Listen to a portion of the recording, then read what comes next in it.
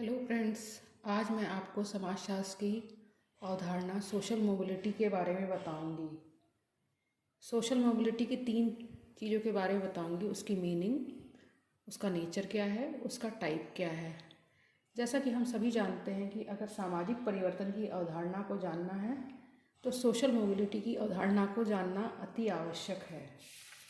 यानी कि सामाजिक परिवर्तन तथा सामाजिक गतिशीलता की अवधारणा एक दूसरे से काफ़ी मिलती जुलती है और अक्सर एक के स्थान पर दूसरे का प्रयोग किया जाता है। सामाजिक गतिशीलता की तुलना में सामाजिक परिवर्तन का क्षेत्र कहीं अधिक व्यापक है। पिट्रिम सोरेकिन की अगर हम बात करते हैं तो वो कहते हैं कि उन्होंने अपनी पुस्तक सोशल एंड कल्चरल मोबिलिटी में स्पष्ट किया था कि ये एक ऐसी संरचना का विकास करता है जिसमें विभिन्न व्यक्तियों के न केवल स्थान परिवर्तन की बात करते हैं बल्कि अपनी सामाजिक और व्यावसायिक स्थिति में भी परिवर्तन की बात को करते हैं। उसी तरह उन्होंने दूसरी परिभाषा में बताया कि सामाजिक गतिशीलता का संक्रमण एक तरह का होता है अथवा किसी भी वस्तु का संक्रमण होता है जो मनुष्य के द्वारा निर्मित होता है, संशोधित होता है। It means by horizontal social mobility or shifting is meant the transition of an individual or social object from one social group to another social situated on the same level. इसी तरीके से अब सोशल मोबिलिटी की type की बात करते हैं। Social mobility की टाइप 2 तरीके की होती है, हॉरिजॉन्टल, वर्टिकल। हॉरिजॉन्टल मोबिलिटी का मतलब होता है क्षैतिज गतिशीलता।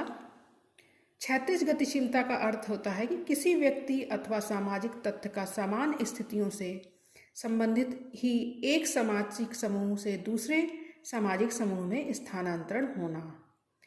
यानी एक स्थान की नागरिकता छोड़कर हम दूसरे स्थान की नागरिकता को लेते हैं, या फैक्ट्री में काम करने वाले व्यक्ति दूसरी फैक्ट्री में काम करने लगते हैं। राजनीतिक दल की सदस्यता के स्थान पर उसे किसी दूसरी राजनीतिक दल की सदस्यता को ग्रहण कर सकते हैं। इसको हम हॉरिजॉन्टल मोबिलिटी कहते हैं। इसमें भी कई प्रकार होते हैं, territorial, horizontal, circulation of social change and values, inter occupational mobility, inter family mobility. Territorial mobility का मतलब होता है कि कभी कभी ये कहा जाता है कि सभ्यता के विकास के साथ साथ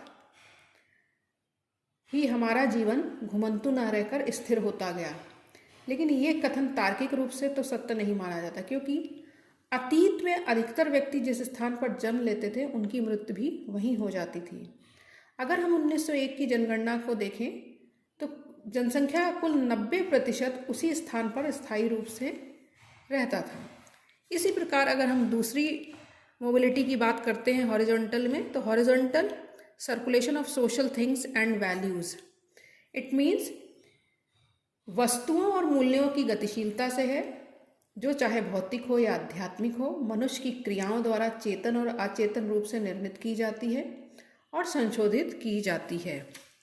अब अगर इंटर ऑक्यूपेशनल मोबिलिटी की बात करते हैं तो समस्त परिचलन में हमने उन व्यक्तियों को देखने को मिलता है जो किसी नौकरी में हैं, कारखाने में हैं, व्यवसाय को छोड़कर वो किसी दूसरे कार्य में करने लगते हैं, और ऐसे व्यक्तियों की स्थिति में कोई परिवर्तन न होने के बाद भी उनके द्वारा व्यवसाय बदलना, ये एक तरीके की इंटर ऑक्यूपेशनल मोबिलिटी है।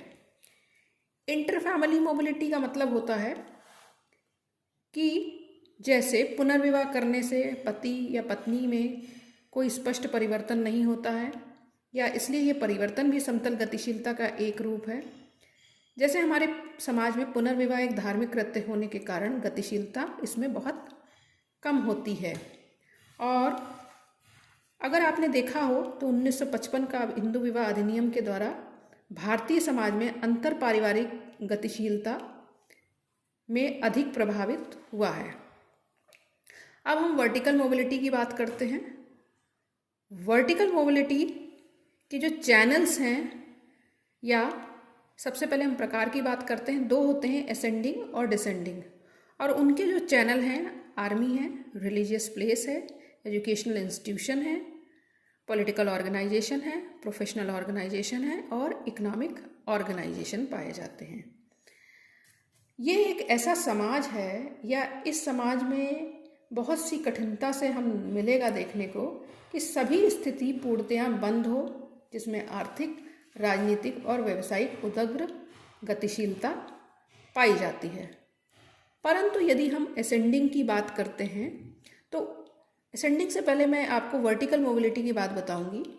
उदग्र या वर्टिकल मोबिलिटी का अर्थ होता है किसी व्यक्ति अथवा सामाजिक तत्व द्वारा एक स्थिति समूह से दूसरे समूह स्थिति में संक्रमण करना। मतलब उदग्र गतिशीलता का रूप समतल गतिशीलता से बिल्कुल भिन्न पाया जाता है। हॉरिजॉन्टल और वर्टिकल में दोनों ही बहुत बड़ा अंतर पाया जाता है। और असेंडिंग और डिसेंडिंग मोबिलिटी का मतलब होता है बढ़ते हुए क्रम में और घटते हुए क्रम में।